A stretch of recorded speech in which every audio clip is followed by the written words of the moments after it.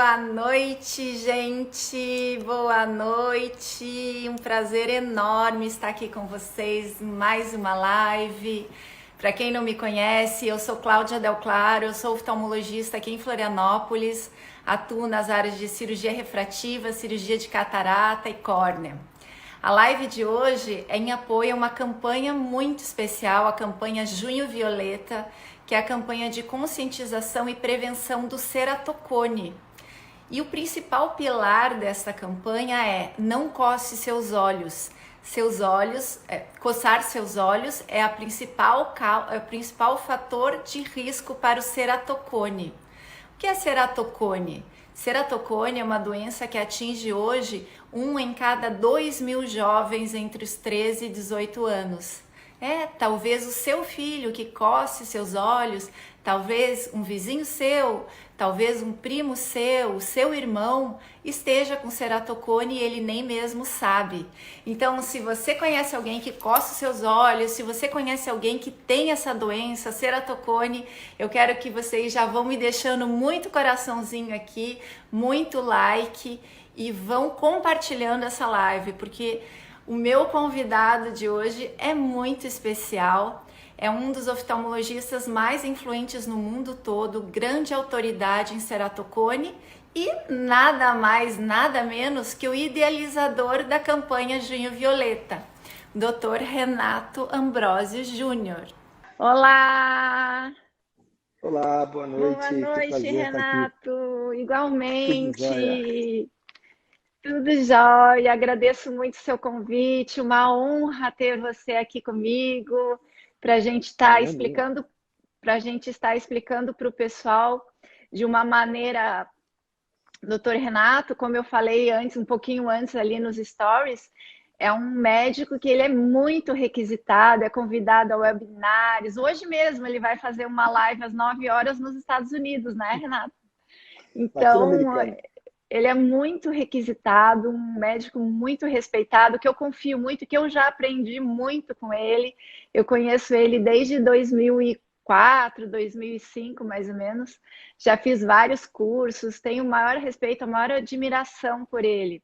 E ele está aqui hoje para a gente, ele vai explicar para vocês de uma forma descomplicada o que é ceratocone, por que coçar o olho é perigoso. Então, gente, vamos lá, vamos aproveitar essa oportunidade que vocês estão tendo, que é uma oportunidade única de tirar as dúvidas com esse grande especialista. Vamos compartilhando essa live, vamos deixando muito coraçãozinho aqui pra gente.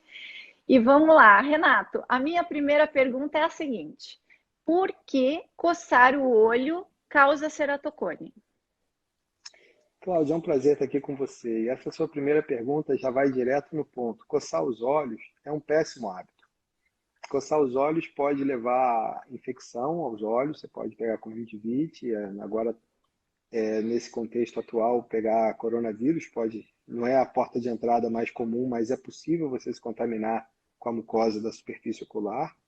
Mas coçar os olhos em relação ao ceratocone é um dos pontos que tem mais concordância. A gente fez um consenso em 2015 e poucas coisas são 100% de concordância entre especialistas. Existe sempre muita controvérsia, muita discussão e nada é, vamos dizer assim, 100%, mas é 100% de concordância que coçar os olhos faz mal porque de alguma forma agrava a doença. Eu vou um pouco além dessa questão. Falar que não pode coçar os olhos, qualquer pessoa aprende com isso. Qualquer pessoa pode se beneficiar, porque coçar os olhos faz mal. Mas coçar os olhos agrava quem tem ceratocone e pode até causar uma doença ectásica, que o ceratocone é uma doença ectásica, pode causar uma ectasia numa pessoa que eventualmente não tem a doença. Que a diferenciação clínica no dia a dia do consultório de uma situação e de outra não é fácil, mas eu acredito que esse conceito é um conceito que o melhor cirurgião de córnea do mundo ele pode refletir um pouco sobre isso e aprender com isso também. Então, é um ponto muito importante. Coçar os olhos vai agravar a doença ou vai eventualmente causar a doença para quem eventualmente não tem. E não é todo mundo que coça os olhos que vai ter ceratocone. Como Uhum. também tem alguns pacientes com ceratocone que eventualmente não coçam tanto os olhos, ou pararam de coçar e continuam progredindo. E é por isso que o entendimento sobre a doença, do ponto de vista de avaliação de como você está e dessa caracterização, a gente pode eventualmente prever o que a gente chama de prognóstico, que é tentar entender a chance da pessoa evoluir ou não. É. Então, mas é uma coisa, a gente estava comentando sobre essa campanha. Conta um pouco sobre essa campanha Junho Violeta, então, para gente, que um dos principais pilares é esse alerta, porque muitas pessoas pensavam, nossa, coçar os olhos não é nada. Eles me falam assim, ai, doutora, coçar os olhos é até bom, eu acho tão gostoso. Quando eu estou cansada, eu gosto de coçar os olhos. Então, as pessoas não tinham, hoje muitos já têm. Até eu fiz uma enquete aqui no meu Instagram hoje, 50% das pessoas coçam, 50% não coçam. Então as pessoas já têm mais essa noção. Mas conta pra gente como isso tudo começou. Claro, eu até colocaria uma observação: 50% admite que coçam os olhos, É, porque no dia a dia é, do consultório, eu já vi isso mais de uma vez. O paciente está com a mão no olho e fala, mas doutor, eu não coço os olhos. O que você está fazendo agora? Ah, agora eu só estou coçando um pouquinho aqui. Mas você está é, coçando. Não, mas eu não é. coço os olhos em casa. E a minha audiência é viciada, né? A minha audiência é viciada. Eu falei para eles, sejam sinceros, mas é Não, mas assim. também o que é coçar os olhos? Eu acho até que uma dica importante é, quando for coçar os olhos, aperta a carúncula, são essas duas bolinhas que tem aqui no cantinho, sabe? Eu falo para o paciente que a vontade de coçar os olhos, principalmente para quem tem alergia, pode realmente ser resolvida com essa manobra, né, de coçar aqui o cantinho e não vai ter o problema de apertar o globo ocular, que é o que Uhum, faz a córnea, vamos dizer assim, perder um pouco da estrutura dela, da a estrutura biomecânica, como a gente chama. A córnea pode, vamos dizer assim, fragilizada, progredir a doença. Mas a sim. campanha ela começou com a ideia de orientar as pessoas. A gente começou a perceber em muitos e muitos casos, e a gente vê pelas respostas que eu vi no seu post do Instagram, esses últimos 2 dias, é, que a falta de informação, ou mesmo a desinformação, que é a informação equivocada, que muitas vezes o doutor Google pode oferecer muita informação e deixar as pessoas mais preocupadas do que precisam, mas a falta de informação e a desinformação fazem as pessoas sofrerem até mais do que a própria doença. Então, entender sobre a doença, na minha forma de ver, é o primeiro grande passo para um tratamento, vamos dizer assim, de sucesso. O sucesso do tratamento ele começa com o paciente entendendo sobre a doença para conviver melhor, para tirar os fantasmas, para eventualmente entender o que é importante entender para poder fazer a diferença na qualidade de vida e até na evolução da doença. E depois que entende, você pode começar a tomar decisões mais conscientes. Por que que Uhum. você vai fazer um tratamento ou outro? Qual o tipo de reabilitação visual você vai fazer? Por que que uma coisa pode, outra não pode? Por que que uma deve? Eu falo que são 3 verbos que a gente tem que saber conjugar muito bem: pode, precisa e deve. E se você entende sobre o que você está fazendo, você vai poder conjugar esses verbos com um pouco mais de assertividade. É. Mas e aí, que foi? Da onde você tirou esse nome, Junho Violeta? Na verdade, o Violeta, no ano que a gente começou a fazer isso, a história do Junho Violeta começou com vários pacientes que eu comecei a ver essa questão da necessidade de informação. Então, uns anos antes, a gente fez um site chamado tudosobceratocone.com.br. Esse site, ele ainda existe, mas é um site que eu diminuí a promoção dele para concentrar as coisas no site do Junho Violeta, que é o violetjune.com.br.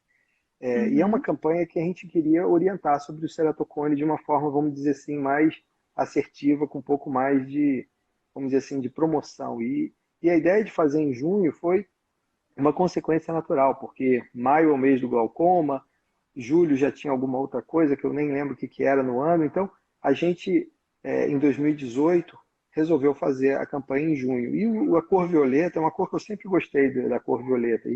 E vamos dizer assim, eu até não teria, na época, a consciência que eu tenho hoje da importância da cor violeta. A cor violeta, o meu amigo João Marcelo Lira, de Alagoas, ele já com um pouco mais de consciência espiritualizada, ele explicou que tem a ver com a transmutação, é uma cor muito poderosa, que tem a ver Sim, com Saint Germain, e a gente começa a ver que essas coincidências não são por acaso, né? é Então, entender um verdade. pouco mais. Mas a cor violeta eu escolhi na época porque, além de eu gostar, teve um vídeo japonês no Congresso Americano de Catarata e Refrativa que foi muito bem feito, ganhou vários prêmios, ele foi o grande campeão do Festival de Vídeos, que falava sobre a violeta como uma luz heróica que consegue ajudar a evitar a progressão da miopia. E ele fez esse trabalho de forma bastante, vamos dizer assim, científica, em pacientes que tinham exposição a uma lente dentro do olho que filtrava o violeta e em um outro olho uma lente que não filtrava o violeta. E o olho que filtrava o violeta, você teria mais chance do olho continuar crescendo. Esse paciente tinha uma miopia alta e fizeram o implante da lente para tratar a miopia. Então, essas observações começaram a levar a estudos em laboratório para ver que se você, no modelo animal, privasse a luz violeta, a chance do olho continuar crescendo em algumas pessoas com susceptibilidade genética, alguns animais com susceptibilidade. A genética tem a ver com isso, é sempre uma combinação entre genética e meio ambiente, e aí você tinha miopia progressiva. E na época ele estava começando a ver o boom da miopia, que é uma outra questão importante que tem muito a ver com ceratocone. Então a cor violeta ela entrou, vamos dizer assim, como uma luva perfeita nessa situação. E eu estava na época já pensando em escrever um livrinho. E esse livrinho era um livro que era uma história de uma paciente fictícia, que eu estava misturando vários pacientes sobre isso, e o nome da paciente eu falei, vai ser Violeta. Então a Violeta é o nome. E por coincidência, a gente começou a ver vários pacientes chamados Violeta. Então tem muita coincidência nessa história e a gente resolveu. O Junho Violeta acabou que foi uma convergência de coincidências e situações que fazem sentido. É muito, muito legal de ver como ela tem sido compartilhada no mundo todo, como pegou, como o pessoal está aderindo, assim, é incrível. Agora vamos falar um assunto aqui. Por exemplo, então tem lá um jovem, 1 a cada 2.000 jovens entre 13 e 18 anos podem estar com ceratocone, é isso? O número clássico é esse, 1 em 2.000. Mas tem alguns estudos que mostram uma incidência muito maior. 1 em 2.000 dá 0,05%. Nosso amigo Emílio Torres, que é um colega brasileiro, aí perto de você, de Curitiba, a família dele toda de oftalmologistas, ele está lá em Zurique. Ele foi para fazer o treinamento dele, certamente é um talento que o Brasil talvez não vai ver tão cedo de volta. Mas o Emílio ele fez um trabalho muito bem feito com o grupo do Rafezi, que eles conseguiram instalar um tomógrafo de córnea numa clínica de pediatria em Riad, na Arábia Saudita, e essa clínica de pediatria não tinha nada a ver com oftalmologia. Eles começaram a fazer o exame em crianças aleatoriamente, sem ter história de doença. E nenhuma dessas crianças tinha história, vamos dizer assim, de um passado oftalmológico, de alguma cirurgia, algum tratamento oftalmológico. E 5%, 4,7% das crianças tinham alterações na tomografia consistente com o diagnóstico de ceratocone. Então, esse estudo foi muito bem feito. Eles pegaram os exames do Pentacan e 2 examinadores diferentes fizeram a avaliação e chega a 5%. E tem vários outros estudos em outras áreas do mundo que têm uma incidência maior. Eu acredito que a incidência de ceratocone clínico deve ser em torno de 1,5%, 2%.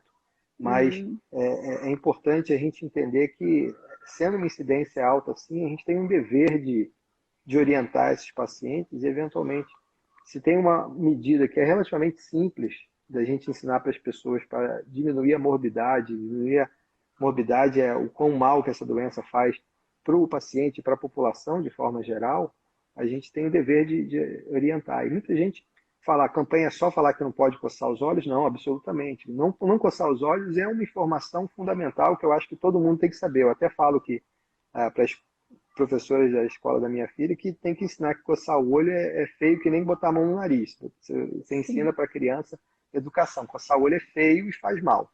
Sim. Mas muita gente não faz isso porque coçar o olho dá uma sensação até, como você bem falou, que é uma sensação, vamos dizer assim, de um certo alívio, de um certo prazer, entendeu?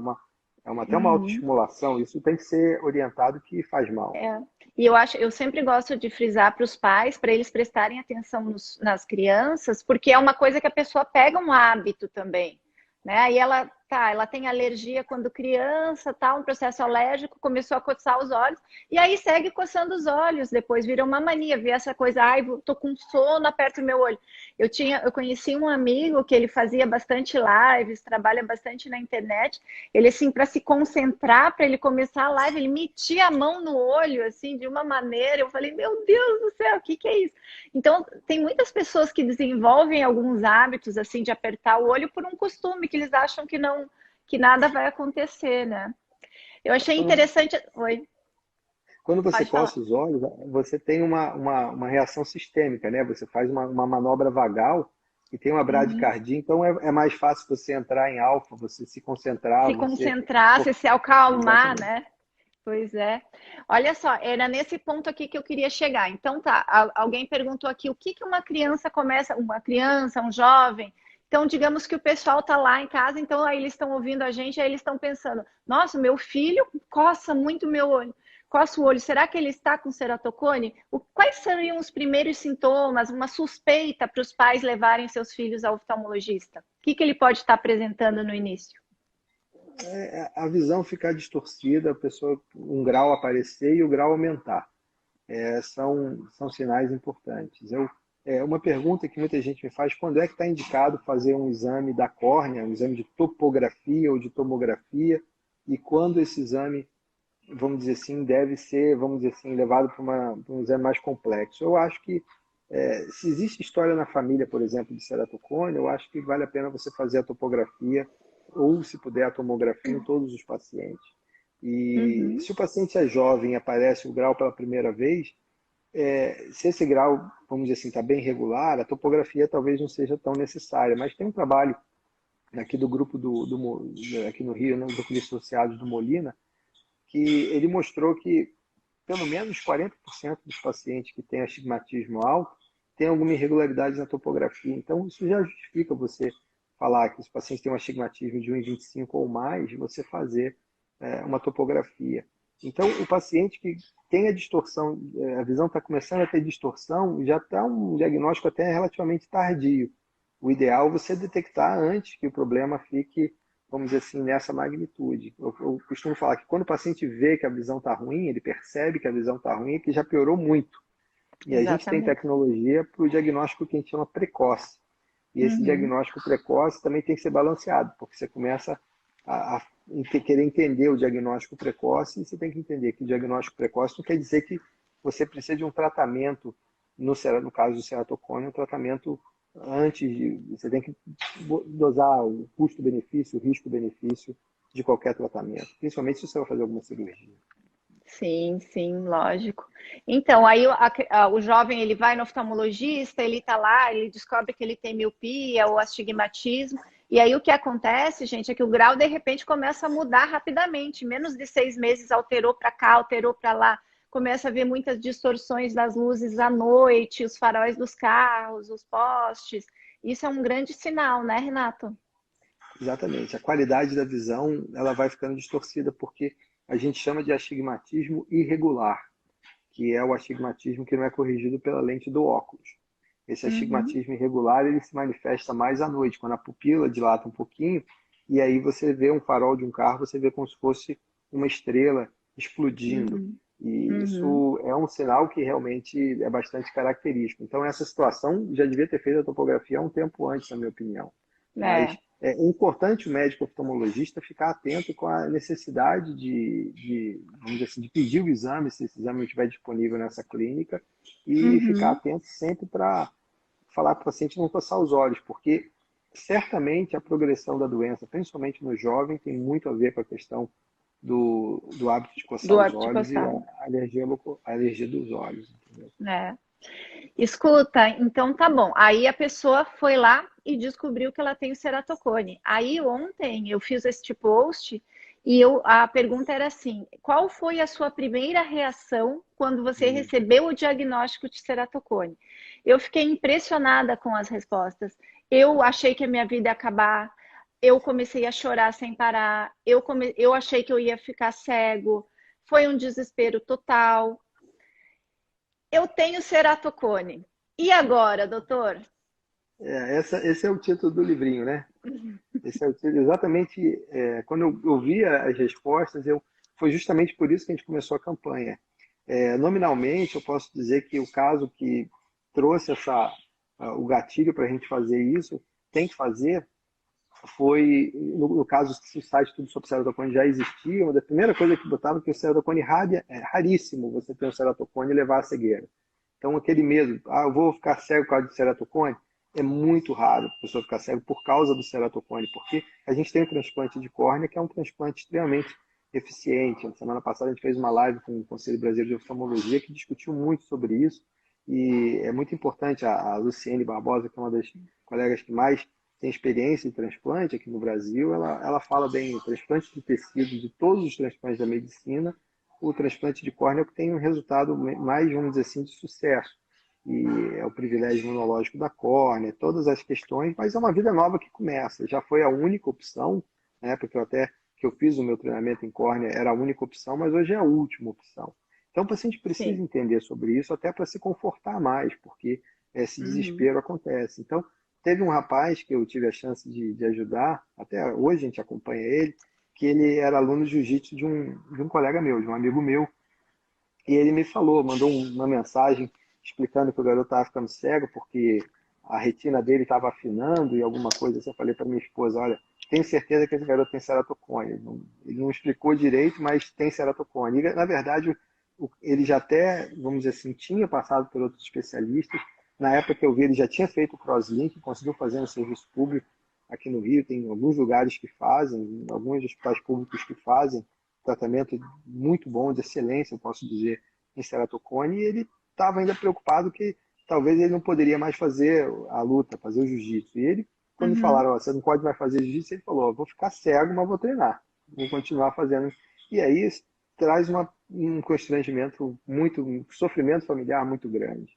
Então, a É, falta de informação e a desinformação fazem sofrer mais do que a própria doença. E explicar sobre isso é importante. Eu falei, você pode fazer seu jiu-jitsu, mas não pode coçar o olho. Então tá bom, então eu nunca mais vou coçar o olho na vida. Então, o primeiro passo para o tratamento está bem. Aí vem a reabilitação visual. E graças a muitos avanços que a gente tem da adaptação de lente de contato, a lente escleral foi fantástica, tem uma visão excelente. Eu acho que é sim. importante a gente até colocar que a melhor forma de reabilitação visual que existe é a lente de contato muito bem adaptada, mas ela não é Sim.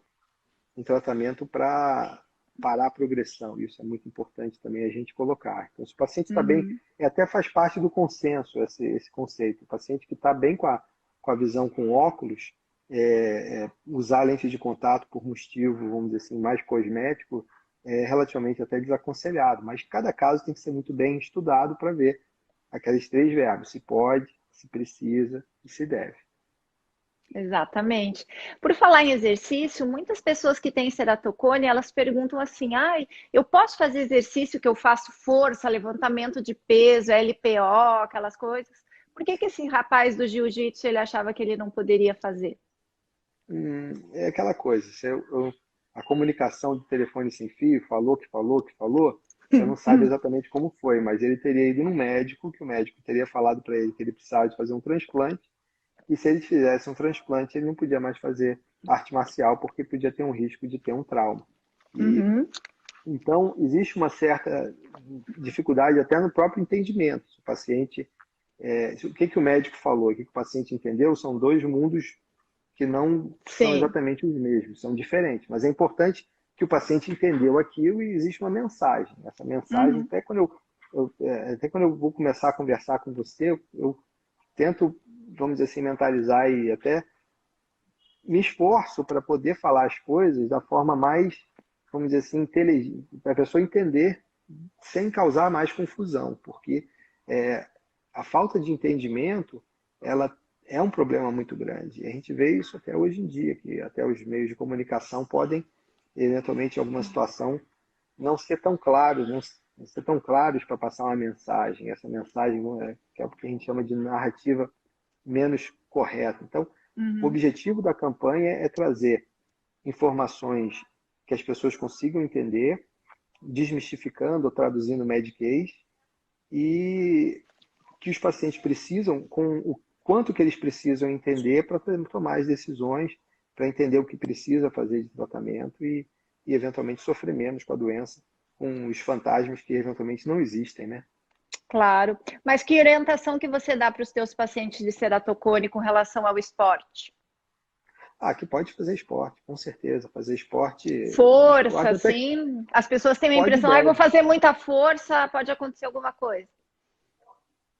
Não tem nenhum problema em relação a isso. O que existe de informação, a importância, a pessoa tem glaucoma, que é um problema totalmente diferente, ela não deve ficar Sim. fazendo situação de virar de ponta cabeça, porque isso pode alterar a questão da nutrição do nervo óptico. Mas, Uhum. tirando isso, eu desconheço qualquer tipo de situação. Agora, você não vai fazer um esporte e o cara fica amassando o olho seu, entendeu? Então, se for Sim. fazer algum É. tipo de arte marcial, mas é difícil para você, até mesmo se você vê, o olho é protegido pela órbita, então a gente tem uma proteção anatômica do crânio que protege o olho. Então, para você coçar o olho, você tem que botar o dedo numa posição e meter o dedo lá dentro, entendeu? Sim. É isso que você não pode fazer. Então, você pode fazer esporte, até deve, mas não pode coçar o Uhum. olho. Eu sempre, o paciente fala, mas eu posso nadar? Pode. O problema de nadar é que a natação pode estar associada ao aumento de irritação ocular por causa do cloro da piscina. Então, às vezes você orienta para ir para uma piscina que não seja com tratamento do cloro, aquela piscina salinizada, que pode ser menos irritante. E sempre que puder, pinga o lubrificante antes de sair e o lubrificante depois que sai da piscina. E Uhum. trata a alergia sempre da melhor forma possível. É. Olha só, eu achei bacana a gente frisar que eu acho que isso aqui o pessoal não compreendeu muito bem a dúvida das óticas Del Rey. Assim, o ceratocone é uma doença hereditária, uma doença genética. Quem não tem a predisposição genética, ela pode ter só pelo fato de coçar? Sim, é exatamente isso que a gente vê no dia a dia. Todo o ceratocone é uma doença ectásica da córnea, mas nem Uhum. toda ectasia é ceratocone. Então, Hum, a gente está começando a entender isso, ok? O conceito da medicina individualizada ou personalizada, que a gente começa a trabalhar com diagnóstico genético. Tem já alguns tipos de kit genético para diagnóstico de ceratocone, ainda não está disponível no Brasil, mas eu já tive chance de fazer em alguns pacientes. Tem um caso de duas gêmeas idênticas. Uma tem ceratocone e a outra idêntica, gêmea univitelina, é igualzinho uma outra. A gente pegou o material genético das duas e mandou para os Estados Unidos. E a primeira informação que eles deram é 2 GB de informação do computador que conclui que elas são gêmeas. Eu até falei, poxa, tá brincando comigo, né? Um trabalho danado para mandar esse material para vocês e concluírem que elas são gêmeas. Mas depois de um tempo, eles já têm agora um kit de genes que eles estão, que é o perfil genético da susceptibilidade de ceratocone. Então, isso já mostra já identifica alguns genes que têm a relevância para isso. Então, eu acredito que isso é importante, vai ser o futuro. Cada vez mais a gente vai ver esse tipo de história acontecer. Em várias outras áreas da medicina, esse tipo de abordagem já faz parte até do cotidiano. Mas essa pergunta ela tem a ver com qualquer doença. Toda doença é uma uhum, combinação entre a predisposição individual, e certamente a genética tem a ver com isso, e o ambiente. O ambiente ele vai estar determinando na questão do ceratocone, principalmente com a questão da alergia, da inflamação da superfície ocular e o hábito de coçar os olhos. Isso é todo um ciclo vicioso, que um retroalimenta com o outro. Você tem alergia, você tem inflamação da superfície, você tem um ressecamento, isso faz você querer coçar mais. uhum, Não é todo mundo que coça os olhos que tem ceratocone. Talvez algumas pessoas tenham a córnea muito forte, que para ter ectasia vai ter que coçar demais. E esse uhum, nível de susceptibilidade a gente começa a querer identificar com os exames que a gente faz na córnea, para avaliar a estrutura da córnea. E aí você tem os exames, que é a curvatura, que é a topografia com P, a tomografia estuda tridimensionalmente, a face anterior, a face interna e o mapa de espessura. E você tem o estudo biomecânico da córnea, que é ver como é que a córnea deforma. Então, a integração dessas informações todas, esse até é o que a gente mais trabalha, vamos dizer assim, do ponto de vista científico, para você poder usar esses dados para poder tomar uma decisão clínica, para fazer o diagnóstico, para fazer até um prognóstico, é a chance da pessoa evoluir. A gente já tem já alguns materiais de informação científica já para poder concluir que o caminho é esse, é você fazer um diagnóstico, fazer um estudo que pode dar um prognóstico e tudo isso ajuda para você tomar uma decisão mais embasada para ajudar o paciente da melhor forma possível. Sim. Então, de uma maneira geral, dentro dos diagnósticos de ectasia, o fator genético está em quantos por cento?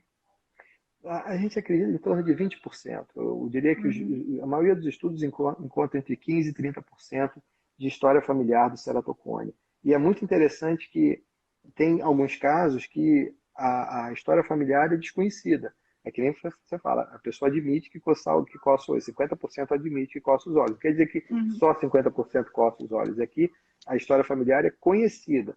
É muito interessante que quando você faz estudos em pessoas da família que tem ceratocone, você vai ver que tem um tio, tem um primo, às vezes um pai, entendeu? Às vezes você até descobre, ó, esse ceratocone vem do pai, não vem da mãe. Isso é muito interessante a gente ver aí.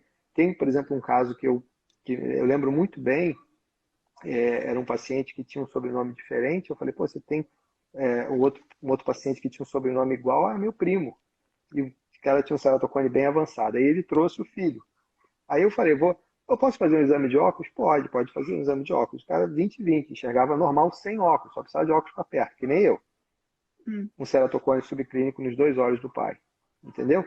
Então, Sim. essa história, vamos dizer assim, isso a gente vê no dia a dia. A gente vê Vê. muito como achados, né? E começa até a falar, quando que os pais precisam de fazer uma avaliação clínica? Eu acho que é uma coisa interessante, até mesmo para quando for operar a catarata, por exemplo. Exato.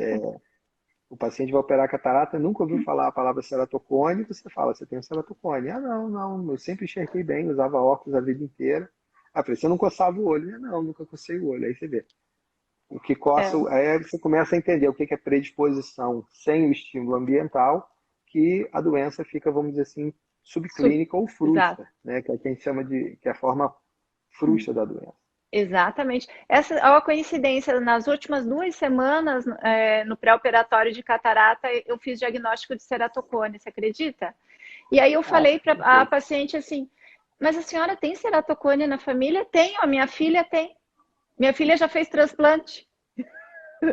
E ela nunca ninguém tinha desconfiado, nunca ninguém tinha pedido exame, nada. Ela passou a vida toda com o ceratocone. Mas eu acho que essa mensagem que ele fala é muito importante. Então, você vê uma pessoa, a herança hereditária, digamos que está envolvida aí em 20% de todas as ectasias que a gente descobre, e o resto é de coçar o olho, gente. O resto é de coçar o olho. Você vê como é importante, como não pode, como é algo que tem que ser condenado, como ele falou, é igual enfiar o dedo no nariz. Eles têm que ter totalmente reprimido no seu filho, numa criança, tem que ser totalmente reprimido esse ato, né, Renato? Exatamente. Eu falo assim, tudo começa com juntar o espermatozoide com o óvulo, você faz um ser vivo e você vai ter a gestação. Isso você não pode mudar. Esse código genético, a gente não tem como mudar isso, mas você pode mudar a influência ambiental. O que você pode fazer na influência ambiental? E aí tem alguns conceitos até muito interessantes do que é genética, o que é epigenética, que talvez seja um pouco demais falar sobre isso aqui, mas é o ambiente que determina. E o ambiente tem a ver com o hábito de coçar os olhos, com o controle da alergia. A alimentação faz uma diferença muito grande. A gente hoje sabe que reposição de ômega 3, o suplemento de ômega 3, é muito importante para melhorar a qualidade da superfície ocular. E tem Sim. já evidência que o crosslinking natural pode ser estimulado com a vitamina B2 oral. Então você toma Uhum. riboflavina oral, você come. Se você botar na internet onde tem fonte de vitamina B2, que é riboflavina, aí você vai ver lá um monte de alimento que você pode comer para você aumentar a sua ingesta de É. riboflavina. Riboflavina, na dieta, vai estimular o crosslinking natural. Isso É. a gente tem. Hoje mesmo eu vi um paciente que ele melhorou muito quando começou a tomar direitinho a suplementação de ômega 3 com B2. E Olha a que melhora é bacana. muito interessante, muito É. interessante. A gente fica muito feliz, né, desse paciente que precisa eventualmente fazer um transplante, que a gente consegue tirar, não só tirar ele do transplante, como reabilitação sem precisar de usar a lente de contato, porque a gente falou sobre a lente de contato que reabilita bem a visão, mas o que é triste é que muitos dos pacientes com ceratocone têm muita alergia. E esses pacientes Uhum. que têm muita alergia, a dificuldade de adaptar a lente de contato é muito maior. Então, se ele passa de uma lente de contato para o óculos, é uma nova vida que o paciente eventualmente tem. É verdade. Mas que bom você falar do crosslinking, porque era nesse ponto que eu queria entrar.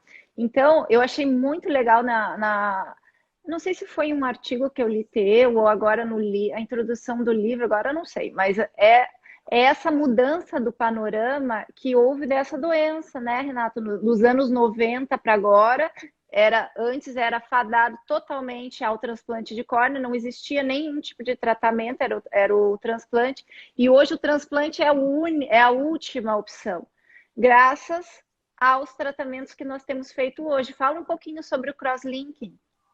É o que a gente chama de quebra de paradigma, né? Você só tinha o transplante, era a única opção, agora o transplante passou para a última opção. E essa quebra de paradigma veio justamente com os tratamentos alternativos. A gente tem basicamente dois: o crosslinking e o anel. E existe um grupo de colegas que fazem ceratocone como especialidade. Até a gente começou a falar que ceratocone é uma nova subespecialidade da oftalmologia, ou super especialidade, que se encontra no Congresso Europeu, e há uns 10 anos eu já participo dessa reunião. E uma das coisas interessantes é que existe o grupo do ANEL, que é muito ligado aos brasileiros, que é muito brasileiro que faz ANEL, tem um trabalho fantástico original do nosso amigo Paulo Ferrara de Belo Horizonte, e tem o pessoal do Crosslink, que é liderado pelo time mais europeu, e tem o pessoal que faz os dois. Tem o pessoal da Turquia que faz os dois, e a gente começava a ver que existe uma certa disputa nessas duas coisas, ANEL e Crosslink. E eu acredito que os dois têm espaço e você tem que saber indicar cada situação. O ANEL ele vai regularizar mais a córnea, o Crosslink ele vai fazer mais estabilização da progressão da ectasia. Então é importante a gente entender que os dois são importantes. E se você tem um paciente que está enxergando bem com lente de contato, mas ainda está progredindo, talvez a melhor coisa é só fazer o Crosslink. Se Sim, você eu tem um faço muito paciente que... cross. Eu Tá. gosto muito do cross. Então, o Crosslink ele é uma excelente cirurgia, mas também tem que indicar do ponto de vista, quando é que você precisa, tem que fazer logo, mas se não precisa, não deve. É por isso que eu falo da quebra de É, paradigma e dos paradoxos, porque teve agora até no Jornal de Catarata e Refrativa um caso que foi muito bem comentado. Eu tive a chance de colocar um dos comentários, que o paciente fez o crosslinking e ficou com uma cicatriz, e essa cicatriz levou a uma perda de visão. Só que ele tem uma perda de visão. Se você falar assim, um paciente com ceratocone está com 20, 25, que é 80% da visão, fala, não está tão ruim assim. Mas se o outro olho enxerga sem óculos 20, 15, ou seja, uma visão melhor do que 100%, essa visão com esse astigmatismo, ela fica a comparação. dificulta a comparação. Então, você vai examinar o outro olho, você vê que não tem ceratocone. Então, provavelmente fizeram uma cirurgia. Eu não tenho os dados do antes da cirurgia. Hum, E não gosto de ficar criticando, mas a gente vê muito paciente de segunda opinião, tem muito cuidado de avaliar um paciente de segunda opinião, porque não existe certo e errado. O que existe foi bem justificado ou foi menos bem justificado. Então, até uhum, no meu comentário, eu coloquei que o crosslinking é um trabalho de uma vida de pesquisadores, né? Começou lá em Dresden, com o grupo do Theo Saller, e depois que ele foi para Zurich, um grupo que ele levou essa tecnologia, todo esse pioneirismo, merece o prêmio Nobel. É uma sim, opinião que eu tenho, que outras pessoas também acho. já se falou muito sobre isso. Mas, enquanto o crosslinking é um procedimento que merece o prêmio Nobel pelo desenvolvimento dele, é uma cirurgia que você tem que indicar quando precisa. E eu até costumo falar que existe uma grande diferença entre o remédio e o veneno. Isso é uma questão filosófica. E é muito bom você trabalhar na universidade como professor, porque você acaba aprendendo bastante. E eu sempre Uhum, pergunto isso para os residentes, e eles responderam assim: a diferença é fácil, é a dose. Tá certo, eu quero uhum, mais duas diferenças. E eles vão chegando com diferença. A dose é fácil. Você pega uma dose muito grande, está além do aceito, você vai ter uma toxicidade. Mas o tempo, quando você está dando. A mesma sim, coisa, por exemplo, se você pega uma ampola de insulina para uma pessoa que tomou, para o mesmo paciente, tomou muita, uma ampola de glicose, uma pessoa que tomou muita insulina, ela está com a glicose baixa. Essa ampola de glicose hipertônica vai fazer ele acordar. Agora, sim, aquele mesmo paciente, se ele não tomou muita insulina, ele está com a glicose alta, aquela ampola de glicose hipertônica pode fazer ele literalmente entrar em coma. Então, quando você vai dar, é uma diferença grande, que a mesma dose da mesma substância pode ser remédio e veneno em duas situações clínicas diferentes. E Lógico. a via de administração também é interessante. E aí, quando eu falo sobre isso, eu começo a falar do Crozinc natural, que é o Crozinc. O que é o Crozinc? É uma reação fotoquímica, ou seja, que você tem luz para estimular uma reação química no tecido da córnea, no tecido que está mais fraco. Então, se você tem uma córnea que está mais, vamos dizer assim, flexível, está com a biomecânica alterada, você vai estimular a reação covalente dentro do tecido para ficar mais forte. É isso que o Sim. crosslinking faz. Como é que acontece isso?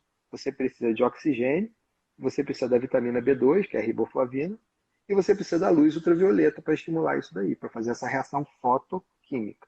Uhum. Então, se você pensa, o Brasil não falta sol. Qualquer lugar do Brasil, de norte a sul, você tem sol. Oxigênio, esse planeta ainda tem bastante. Então só falta o quê? Botar riboflavina na dieta, entendeu? O Seiler, que foi a pessoa que desenvolveu o Crosslink, há uns anos atrás, no congresso de ceratocone que teve em Ouro Preto, eu entrevistei ele. Até uma entrevista que está disponível, a gente fez a tradução há uns 2 anos atrás, eu fiz a tradução. Essa entrevista foi feita em 2010. E ele falou que nessa parte da entrevista a gente não gravou. Foi uma grande pena, porque ele explicou que os pilotos da Força Aérea Alemã começou a se detectar que tinha muito ceratocone nesses pilotos depois que eles estavam já numa fase de treinamento. Então gastava-se muito investimento na Força Aérea para esses jovens entrarem para fazer o treinamento e depois eles tinham de sair. E eles começaram a ver que todo piloto tem que comer muita riboflavina, tem uma dieta, e tem que ficar pelo menos um mês de férias no lugar de sol. E eles acabaram com o problema do ceratocone entre os cadetes que estavam no treinamento para a Força Aérea. Então, isso foi o primeiro, vamos dizer assim, dado anedótico que foi muito bem observado. Depois, um colega americano da Universidade de Missouri, ele fez um trabalho usando riboflavina via oral em crianças e viu que o resultado é bom. Então, eu acho que estimular a nutrição adequada sempre vai ser uma coisa boa. A gente é o que a gente come, né? Então, não Sim. coçar o olho, ter uma alimentação boa, você eventualmente vai ter uma chance de diminuir o problema do ceratocone nas pessoas. E nesses estudos, a exposição ao sol era com óculos ou sem óculos? Vamos dizer assim, você não é para olhar para o sol, é só você ficar na rua. É só você ficar na rua, porque, na verdade, a radiação ela vem pelo reflexo, entendeu? Você Sim, não, você não, você não tem uma necessidade de ficar olhando para o sol. Isso até é completamente desaconselhado. Você tem a sim. história do cara da cegueira durante o eclipse, que a pessoa fica olhando para o sol e a mácula, literalmente, que é a parte mais nobre da retina, vai sofrer. Então, Uhum, ficar em exposição ao sol é você ficar em ambiente externo, entendeu? uhum. Entre 10 da manhã e 5 da tarde. Incrível. Olha só, tem tanta pergunta, Renato, meu Deus do céu. Mas vamos fazer umas perguntas aqui, ó, que eu acho que foram bem interessantes, que as pessoas me perguntam muito. Com relação à gravidez, quais os cuidados que uma paciente com ceratocone que engravida deveria ter?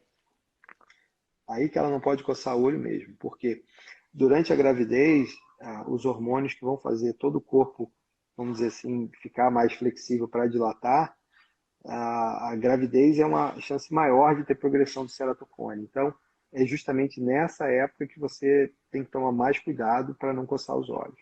E não é toda grávida que progride, mas a gente vê algumas coisas interessantes, porque normalmente o ceratocone progride até os 30, 35 anos.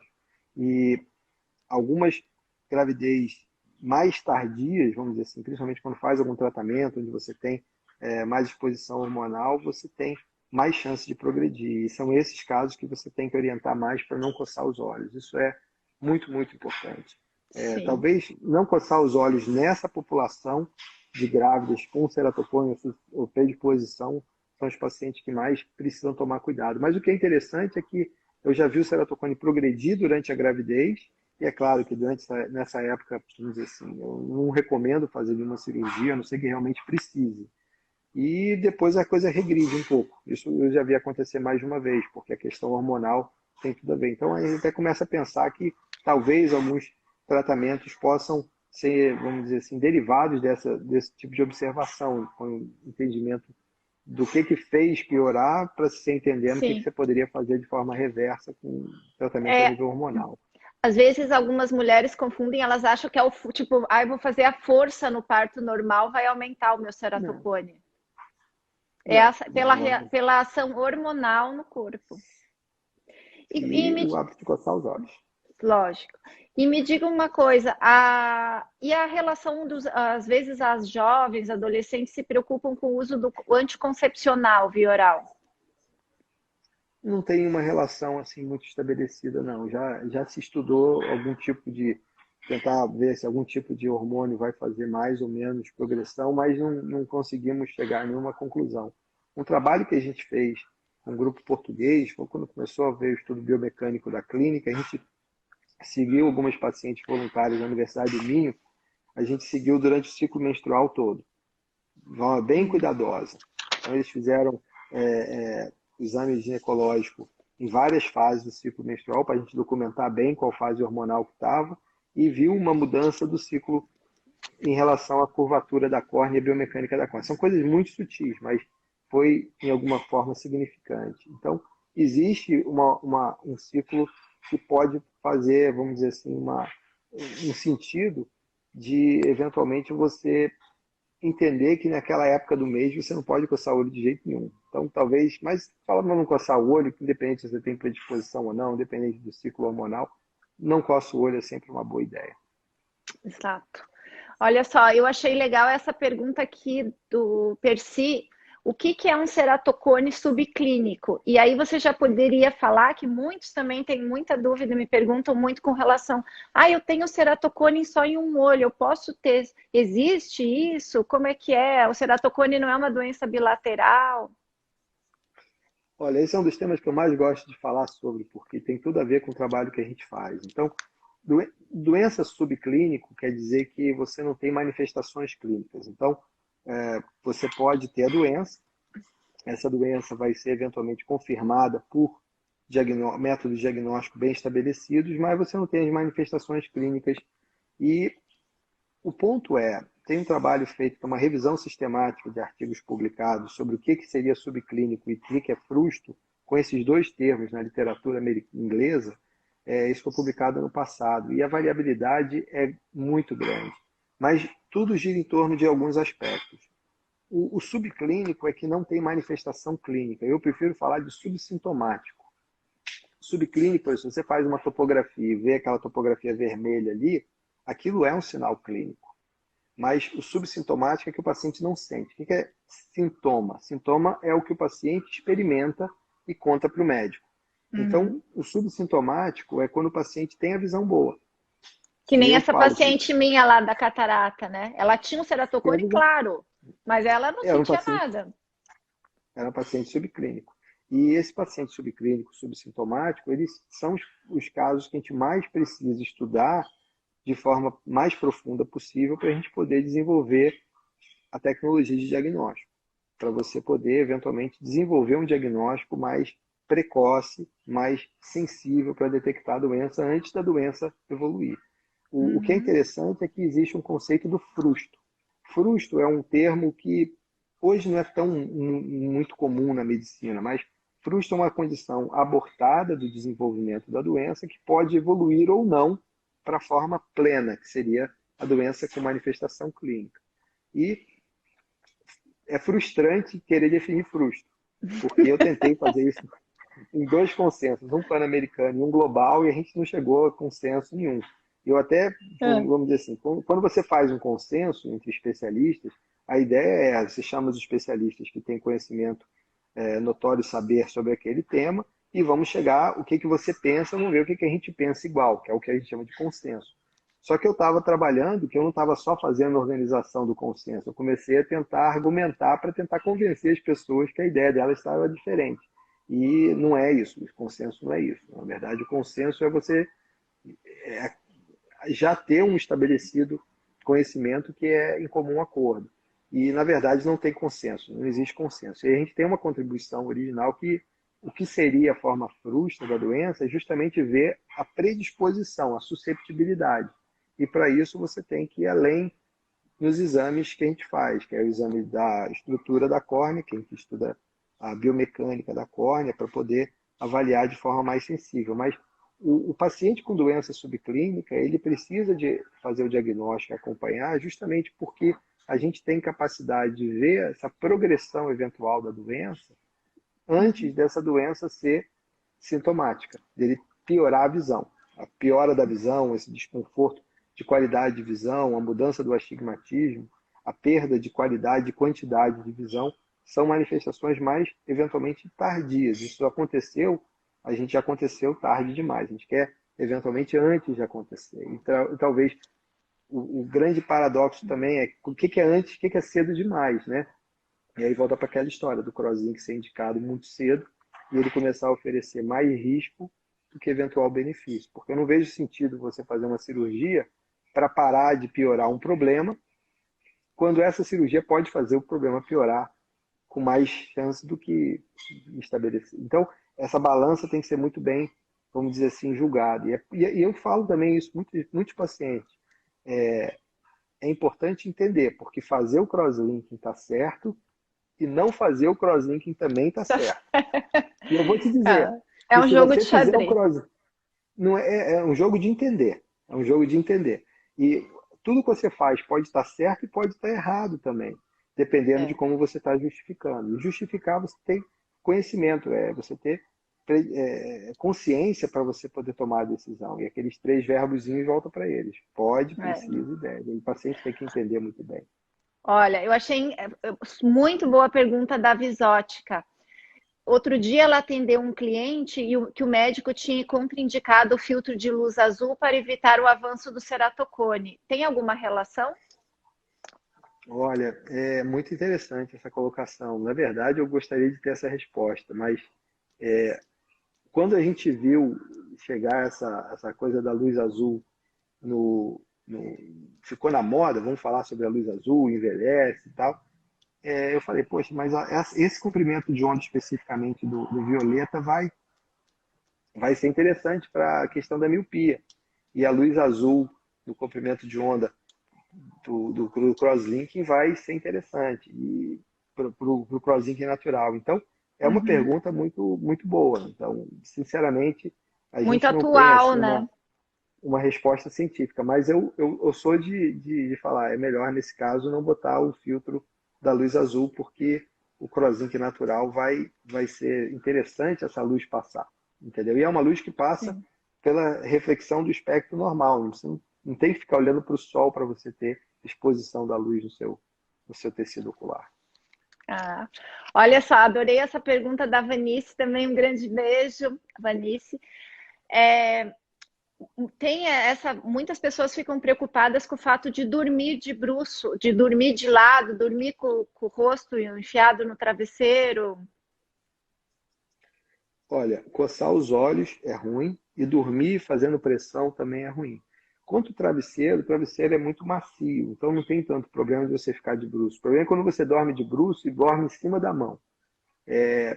Principalmente a pessoa que está sobrepeso, é, vira assim de lado e faz isso para você poder respirar melhor Ah, e botar o olho e botar a mão nos olhos é realmente um problema. Até um tema interessante falar de sobrepeso e ceratocone, tem já hum, algumas evidências que apontam para em criança que é um fator de risco.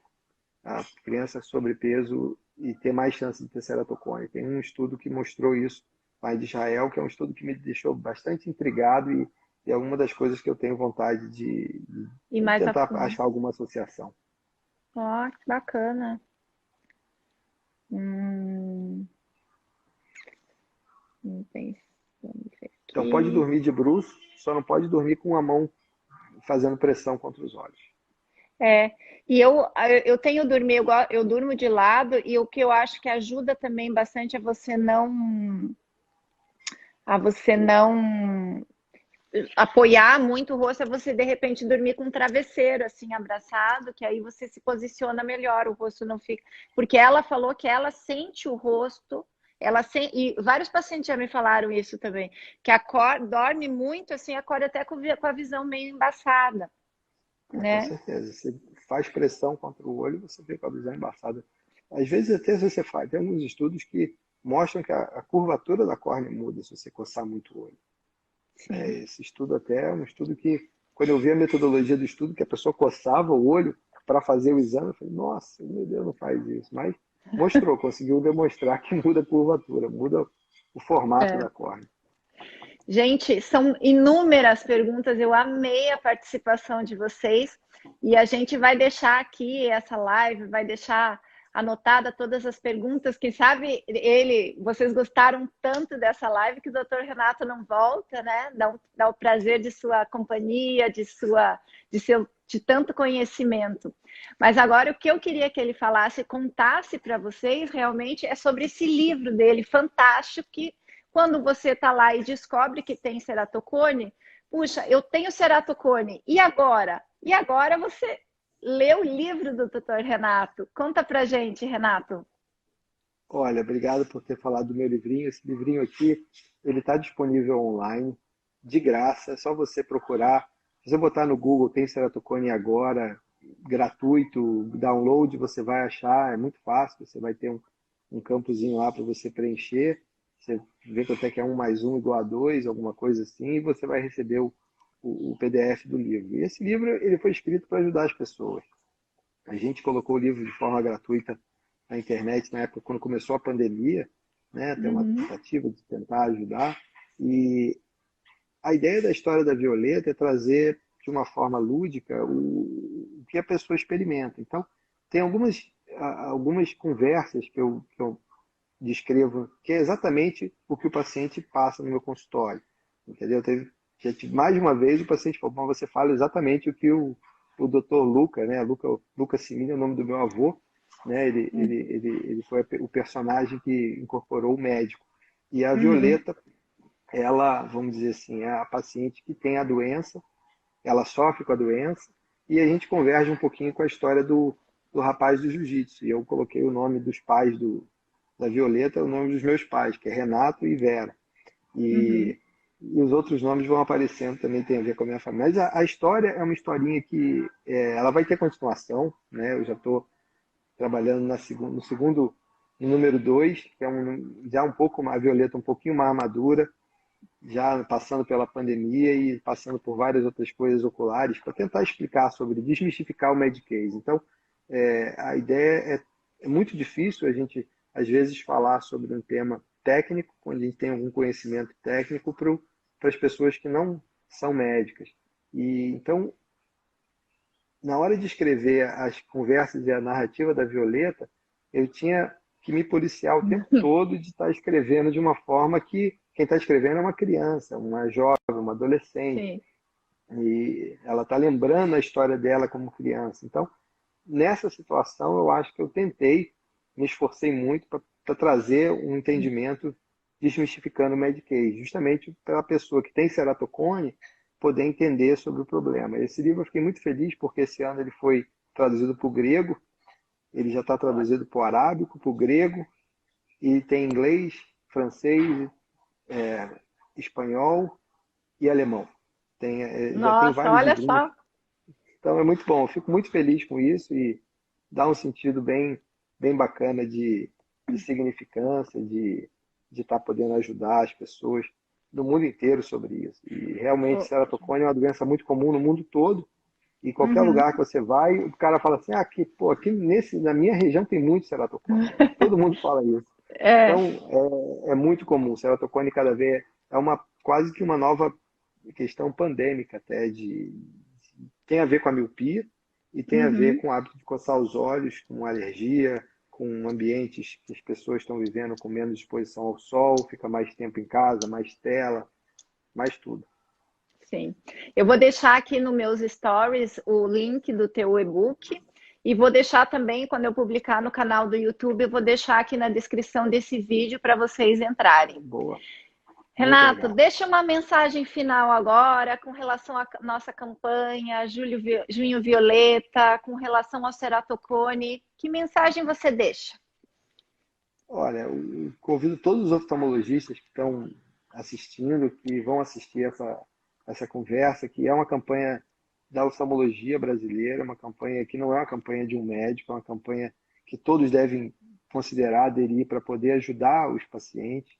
Nosso amigo Walter Nozé fala que devia estar no receituário, não coce os olhos, proibido coçar os olhos, devia ser uma mensagem universal para qualquer oftalmologista colocar para qualquer paciente de qualquer subespecialidade. A ideia é ajudar as pessoas. Então, eu fico muito feliz de estar aqui nesse canal da Cláudia. Parabéns pelo seu canal, parabéns por todo o seu trabalho de divulgação. Eu já acompanho você há bastante tempo. Você realmente tem um canal muito bem trabalhado, você tem um capricho e uma dedicação que você está de parabéns para poder ajudar as pessoas. O nosso trabalho como médico tem aquela máxima que a gente cura às vezes, conforta sempre. Mas Sim. confortar sempre é orientar as pessoas sobre o problema. Então, essa ideia, essa filosofia de ajudar o paciente a entender o problema, ela é para entender como você vai conviver com o problema. E isso já é um grande passo para você ter um sucesso no tratamento. Então, vamos aderir à campanha, vamos falar para o paciente não coçar os olhos, vamos explicar o que é ceratocone, vamos ter consciência para poder tomar as decisões certas e certamente essa campanha vai dar para a gente na oftalmologia aqui do Brasil mais e mais reconhecimento e a gente fica muito feliz por ter essa contribuição. É isso aí. Gente, nós estamos finalizando a nossa live, senão daqui a pouco o Instagram cancela. E Deus me livre se eu não conseguir salvar essa live. Ficou incrível. Tenho certeza que a pessoa que descobriu que tem ceratocone, que assistir todas essas informações aqui, com certeza já vai ficar muito melhor amparado. Então, gente, ó, agradeço de coração a presença de todas, a participação de todos vocês. E, Renata, agradeço de coração ter aceito o meu convite. Foi incrível. E quem sabe outro dia você não volta de novo, não é mesmo? Vamos combinar, vamos compilar essas perguntas e vamos voltar para acabar com todas as dúvidas. Tá bom, então. Tchau, gente. Boa noite. Tchau, Tchau, tchau. tchau, tudo de bom, boa noite, um beijo. Boa noite. Tchau.